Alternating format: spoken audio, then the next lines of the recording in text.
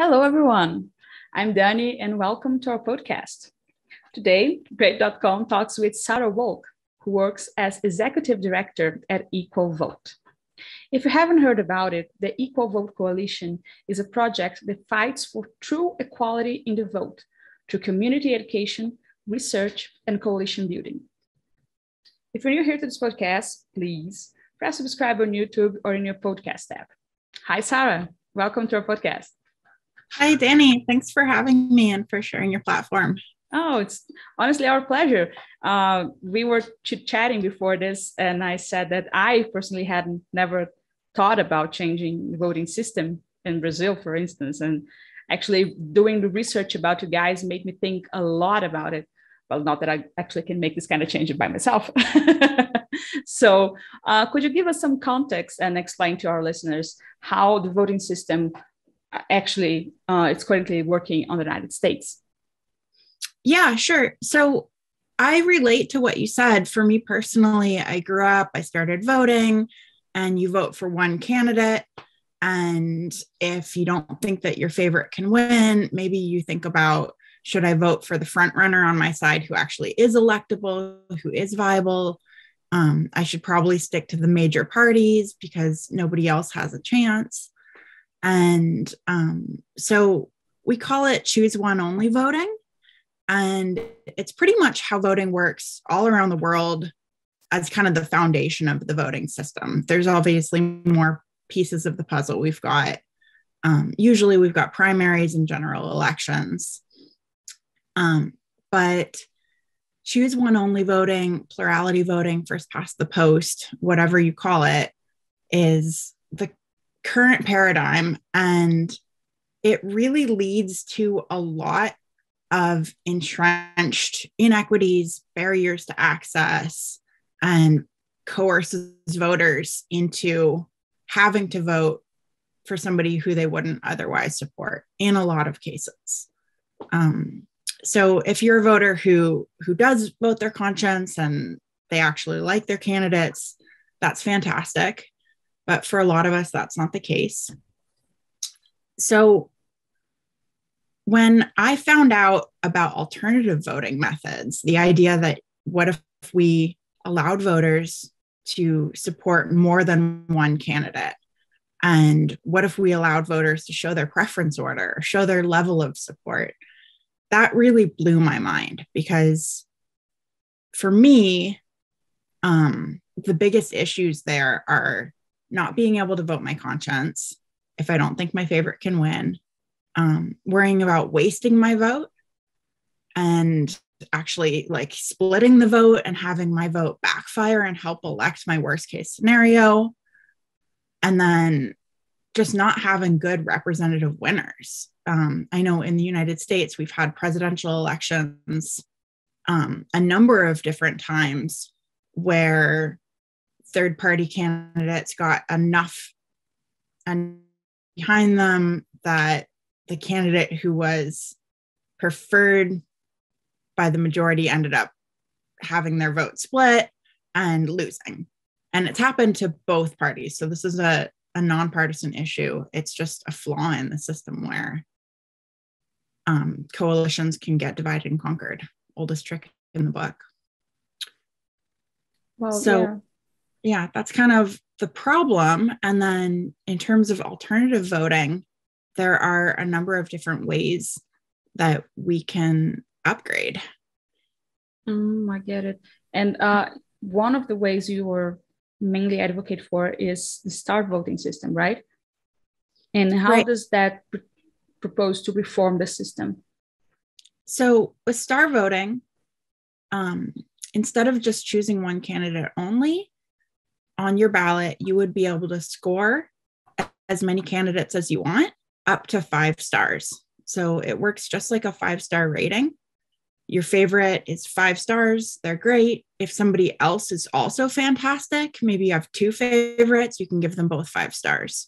But if you do have a preference, you can give 5 stars, 4 stars. Or if your second choice really is not that great, give them 1 star. And the magic of the 5-star rating is that it does allow you to show your preference order, but also your level of support.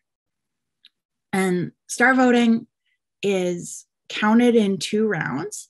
So for the voter, you only have to vote once, but the ballots are counted in 2. So first, you add up all the scores, and the 2 highest scoring candidates are finalists. And then second, your vote automatically goes to the finalist that you preferred. So whichever of those 2 finalists you scored higher, they get your vote, and the candidate with the most votes wins. Wow, that's quite an elaborate process. Wouldn't it require like a stronger structure to count the votes and everything else? Well, because star voting, in the first round, you're just adding up the stars. And then in the second round, you're adding up the votes. Mm-hmm. So it's just addition.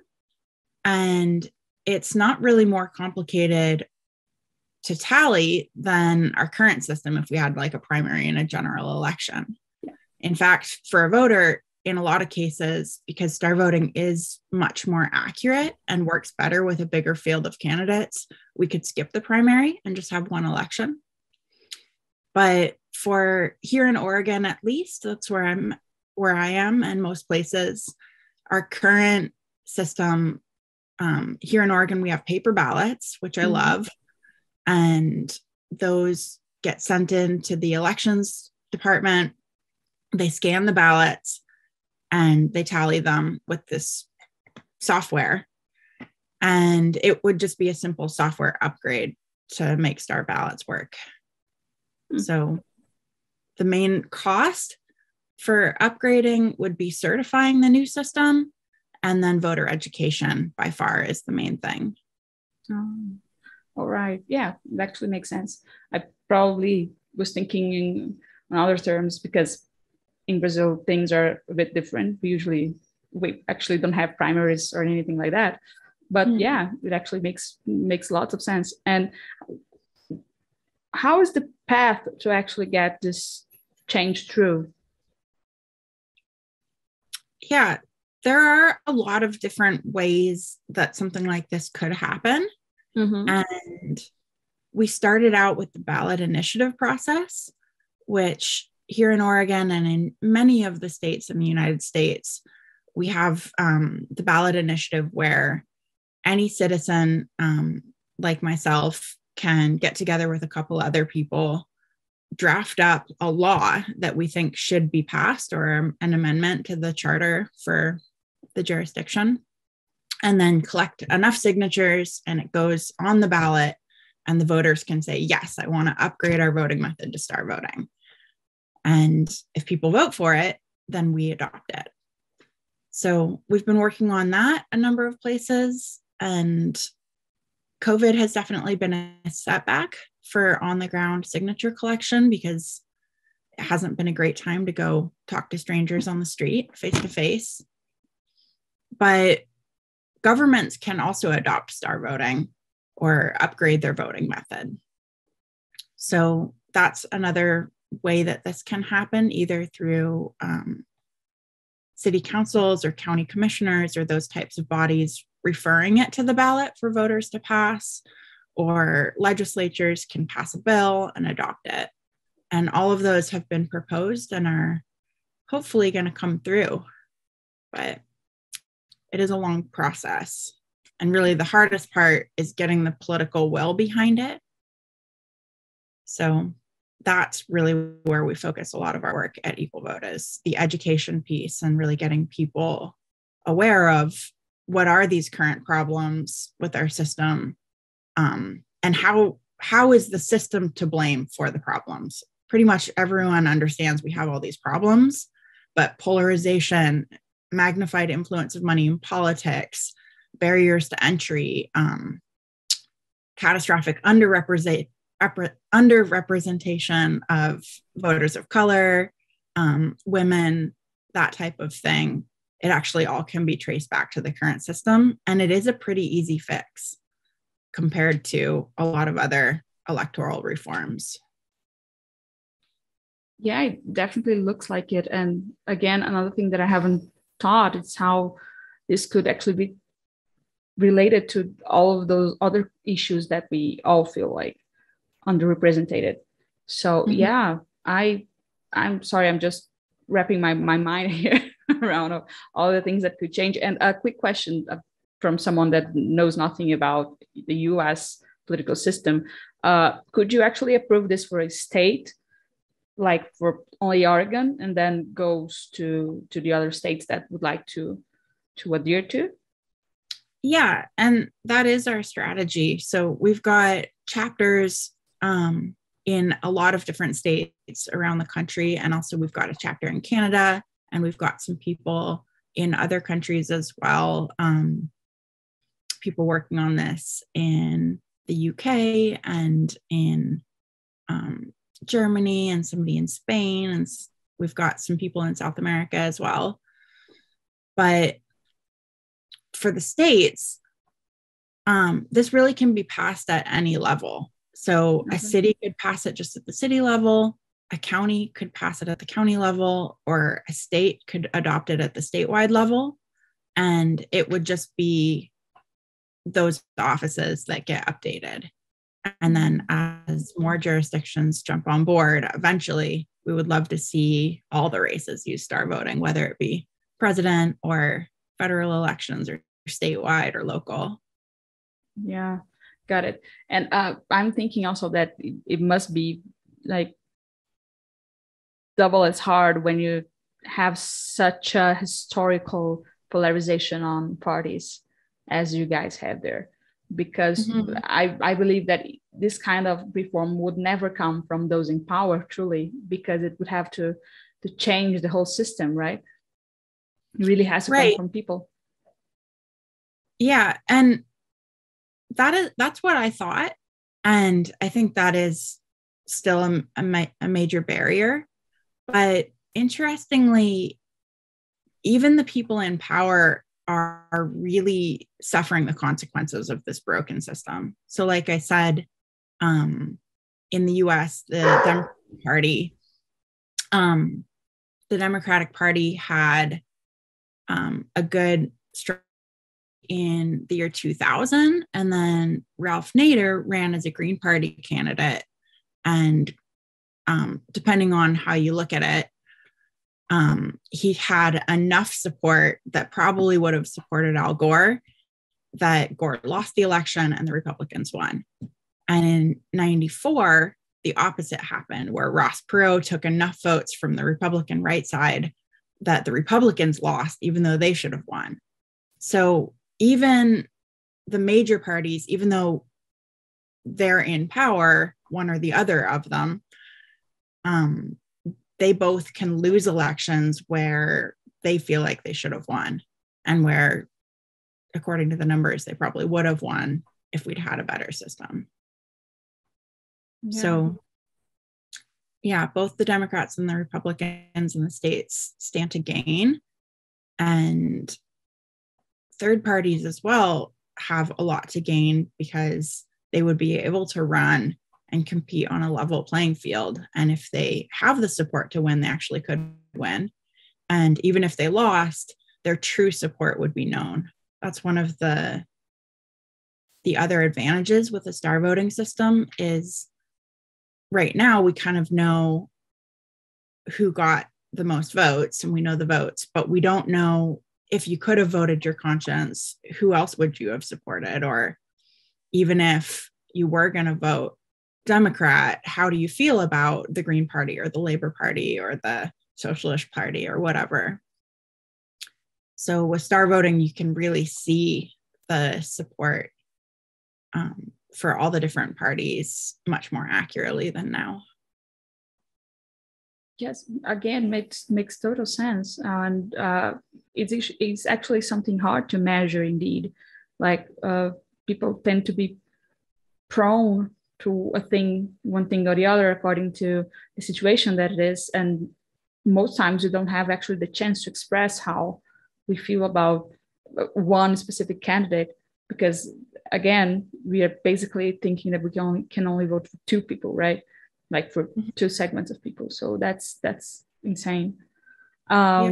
And now, how can people get to action with you guys? How can they reach out, not only help on daily efforts, but also financially? What is the best way to reach out?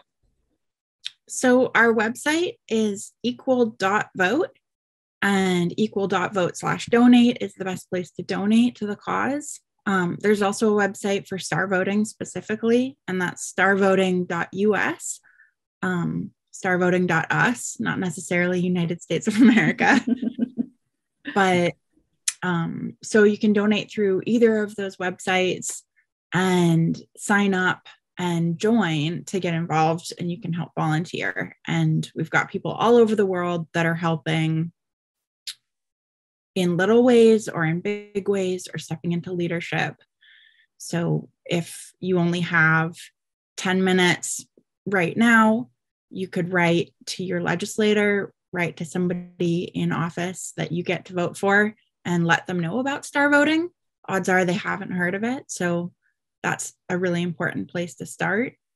And we do lots of outreach. And then for people with special skills or interests, we try and really cultivate that so that you can help out with whatever you're best at. You know, if you wanted to help us do a podcast or do recorded content or whatever your ideas might be, we can connect you up with other volunteers to make it happen. Wow, that's so good. And before we end our interview, unfortunately, do you have any final words or any final topic you'd like to talk about? Yeah. So for people out there who haven't heard of voting reform before and just think, you know, we vote for one candidate only, that's the way it's been and that's the way it's going to stay. This is doable. And I think that's the biggest barrier that we face, is people thinking that it can't change. But voting reform is getting such a moment in the limelight right now.